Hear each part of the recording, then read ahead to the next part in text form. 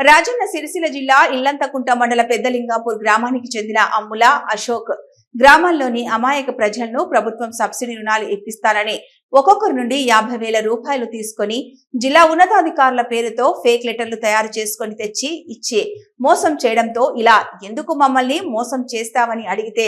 ఎవరికి చెప్పుకుంటారో చెప్పుకోండి, నేను ఎంపీ బండి సంజయ్ అనుచరుడిని, అదే ప్రొసీడింగ్ లెటర్ అంటూ బెదిరించడంతో స్థానిక ఇల్లంతకుంట పోలీస్ స్టేషన్ లో ఫిర్యాదు చేయగా కేసు నమోదైన జిల్లా బీజేపీ నాయకుడు అమ్ముల అశోక్ తయారు చేసిన తెలంగాణ ప్రభుత్వ జిల్లా పరిశ్రమల కేంద్రం సిరిసిల్ల గారి పేరుతో నకిలీ ప్రొవైడింగ్లపై మరియు మారో దళిత బాధితుడు జక్కుల రామచంద్రం దాచారం గ్రామస్తుడి పేరు మీద ట్రాక్టర్ బ్యాంక్ లోన్ తీసుకుని లోన్ కట్టకుండా ట్రాక్టర్ అమ్ముకోవడంతో బ్యాంక్ వారు దళితుడి ఇంటిని వేలం వేస్తామని నోటీస్ పంపడంతో లబోదిబోమంటూ పేద దళిత కుటుంబం ఆత్మహత్య చేసుకోవాల్సిన పరిస్థితి తెచ్చిన అమ్ముల అశోక్ మోసాలపై సమగ్ర విచారణ జరిపి కఠిన చర్యలు తీసుకొని న్యాయం చేయాలని